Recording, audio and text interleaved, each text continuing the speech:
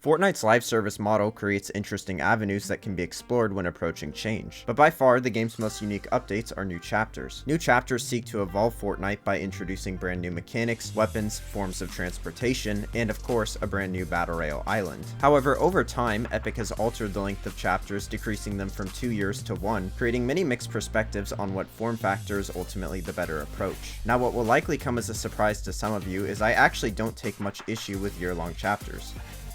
Wow. But there are many good arguments that counter my preference, and just because I view year-long chapters as not being entirely negative, doesn't mean that it's inherently better than the prior 2-year length. Really, the question, are Fortnite chapters too short, can be answered by understanding why Epic deviated from longer chapters in the first place. When discussing 2-year chapters, I think it's important to understand why it works so well for Chapter 1 and not so well for Chapter 2. When Fortnite's Battle Royale was initially released, it was very much so a rushed beta experience. This was very evident for those who had already experienced Fortnite prior to its Battle Royale through Save the World. Many of the assets, models, and even weapons were completely copied and pasted into the Battle Royale mode from the Save the World playlist. As a result, much of the early gameplay was rather buggy, which didn't stop it from becoming a massive game due to the unique experience it offered, but it did mean that if they wanted to retain their player base, they would have to use the following months and seasons to play catch up with their game. Are you kidding me? I couldn't build because of the stupid fucking crate, dude? The metal crate, are you kidding me? Many bug fixes, weapon nerfs, and quality of life changes were added in an effort to make the game feel more polished compared to the beta experience that it launched in. While there were certainly map changes that were quite significant, like the early addition of tilted towers as well as a plethora of other POIs, these locations really only served the purpose of filling in awkwardly vacant areas around the map. So by the time Season 4 came around, Epic was ready to tackle their first story-driven change to the map with the inclusion of Dusty Divots. From that season on, Epic created an ever-evolving map that has forever impacted the way change is approached in Fortnite, and the game saw a very positive reception because of it. So if this 2-year approach worked so positively for Chapter 1, why did it suffer with Chapter 2? Well, I mentioned that Chapter 1 started off as a beta experience, and much of the early updates with the game were solely focused on polishing aspects of the game that otherwise wouldn't have been an issue for the mode if it was given more time to fully bake in the oven. Instead of seasons 1 through 3 being story driven like the rest of the chapter, they featured no change to the map apart from filling in vacancies to increase the density of POIs, which is closer to the norm for a map's first season. Unfortunately, Chapter 2 didn't need this grace period to adjust for bugs, and considering the weapon pool featured mainly returning weapons, it depleted the necessity for creating balance updates across the early seasons. Chapter 1 only had 5 to 6 seasons worth of story driven map changes, so naturally Chapter 2 was given a much more demanding task because it now had to create map changes for each seasons. It doesn't help that the standard of changes to the map each season that Epic had built up to were massive reworks to areas of the island, at times taking up almost a quarter of the existing map. Now, despite these intense requirements for their map updates, Season 2 started off in a very positive direction. The introduction of the new 5 POIs didn't take up a massive amount of space, leaving room for future seasons to rework different portions of the island, and they all served as strong locations that were worth landing. We had a good thing, you stupid son of a bitch. We had Fring.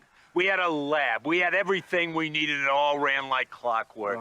You could have shut your mouth, cooked, and made as much money as you ever needed. It was perfect. But no, you just had to blow it up. You and your pride and your ego. Unfortunately, for one reason or another, the direction that the rest of the chapter took with change didn't embody what people loved so much about Chapter 1. The map experienced practically no change over the course of 8 seasons. Sure, most of these maps in isolation look pretty good, but when actually given the context of what came before, it's just rather disappointing. But even if Epic chose not to replace locations from prior seasons, it still would have been rather difficult to create 8 seasons worth of map changes that people enjoy. Even Chapter 1 struggled with this, because by the time Season 9 had come around, the map was already perfect, and the revamp of Tilted to Neo-Tilted wasn't a replacement that most of the community was on board with. In addition, Season X itself had very little map changes that players didn't find bad or at the very least obnoxious. Fucking Taco Time! So if you take into account the number of seasons that were positively received on the map development side, and the fact that the early seasons didn't contribute much to the overall evolution of the island, there were really only around 5 seasons that exist within this healthy progression criteria. criteria. I'm not saying evolving a map in a healthy way over the course of 2 years is impossible, but given the high standards that each season is meant to reach for the map development, it wouldn't surprise me if they were keeping chapters shorter to atone for these issues. Going back to the map's lack of evolution, this likely may have been a reason for introducing locations that overlap or remove prior ones. Obviously, I'm not trying to absolve the criticism that is made towards the map's lack of progression, but there likely were some cases where the removal of POIs was just inevitable. However, despite the mess present with Chapter 2's map, if anything, the Chapter 3 island's issues reflect my concerns towards longer chapters.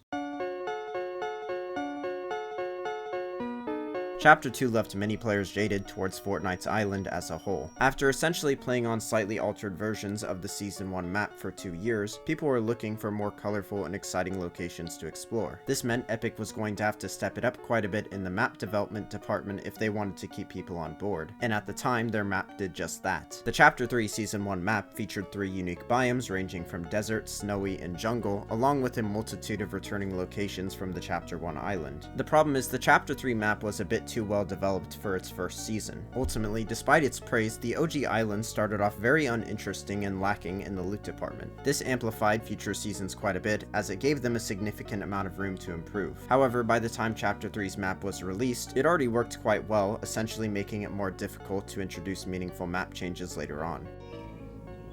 What the fuck is this piece of shit? This doesn't mean that the map shouldn't be well constructed for its early seasons, but there should be some room to improve or add interesting land masses that don't have to replace stronger pre-existing locations. Unfortunately for Chapter 3's map, it peaked towards the end of Season 1 after the mid-season updates, and past that point really only regressed as a result of a lack of necessary change. I'm well aware that the true reason for Chapter 3's abrupt cutoff had more to do with Epic's intention of promoting the new Unreal Engine, and not an issue with introducing unique map changes, but since meeting the criteria of map changes each season can be rather difficult, it wouldn't surprise me if they took this into account when making the more permanent switch to year-long chapters. As it stands, it fits their high-quantity model for content, and it allows Epic to create potentially larger map changes in their updates, without having to worry about later seasons not being given as much room to improve, because there are now significantly less seasons in a chapter they have to account for. It also helps when you consider that Fortnite is a game that is constantly trying to grab your attention and bring you back in one way or another. Having a higher frequency of chapters is likely one of the reasons I have stuck around, as it keeps the game more fresh when compared to the longer chapters that sometimes drag on. However, despite the many benefits that come with a 1-year form factor for chapters, there are still some aspects that we have since lost as a result of this alteration, and furthermore some negatives that come with it.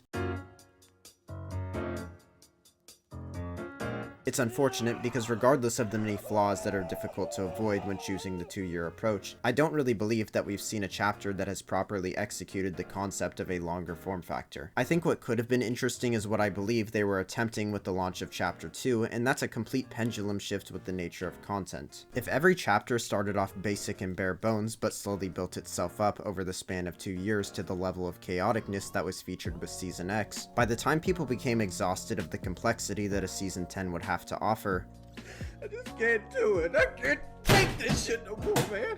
Epic could once again shift back towards something basic as a bit of a refresher. It would create a level of contrast between seasons that current players look for today, while still building up towards some kind of finality similar to Chapter 1. I also think it's important to clarify that when I say basic and bare bones, I don't mean lacking in the amount of content. We know from the game's history that lacking frequent updates throughout a season can be very damaging to the perception of it, regardless of the quality that the loot pool and map present. Hey, what's up guys? I have a very special video for you guys today. I entered the Fortnite Fashion Show World Cup.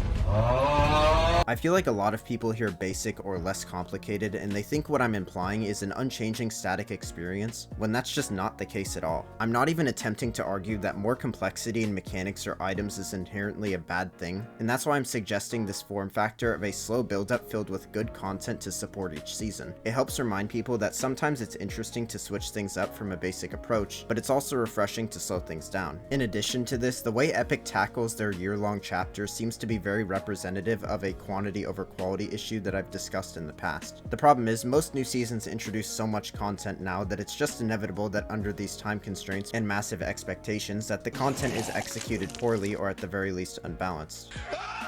But what is exemplified with this season is Epic's desire to create more map changes per season if it means their chapters are going to be shorter. This sounds great, but it very likely contributes to the recession of quantity and quality of content, because now Epic has to expend more resources to create a new map every year, and more reworks to those maps per season. At the end of the day, a year-long model presents a plethora of issues, at least when trying to uphold consistency. This doesn't make it the worst option for structure of a chapter, but it does lack many aspects of the 2-year model that simply worked better. But the question still stands, are Fortnite chapters too short? Honestly, my perspective on this topic seems to vary quite a bit because the time lengths for chapters isn't something that is completely black and white. There's not really a best way of approaching a decision like this, but I think it's important to understand the benefits from both and take what works from them to apply it to future chapters. In a hypothetical scenario, it might be interesting to see chapters that vary in length depending upon the direction of the game's story. For example, if whatever the creative director decides to build towards takes longer than expected, maybe we see a chapter that featured a length of a year and a half, or if they wanted to create a twist or abrupt end to a chapter, they could make it as short as a couple months. This would create more excitement surrounding the story and live events, because rather than a certain formula dictating the outcome of a season's event, there's a chance that if, for example, the device in the Chapter 3 Season 2 event succeeded, we would only have a 2-season chapter, ultimately making events more consequential in the grand scheme of the game's direction. However, none of this is really anything Epic would likely ever consider, and that's why I say hypothetical, because the game's very formulaic nature is why we have year-long chapters in the first place, and why the game's story was dumped in the trash in favor of promotional strategies and the metaverse. Year-long chapters are the far easier approach for Epic if they want to keep players interested regardless of the quality of content, and 2-year chapters or longer chapters are likely going to remain a relic of the past due to Epic's closed-minded approach. Let me know what time length you prefer down in the comments below, and consider subscribing or checking out my other content if you made it this far. Anyways, thank you for watching and have a great day.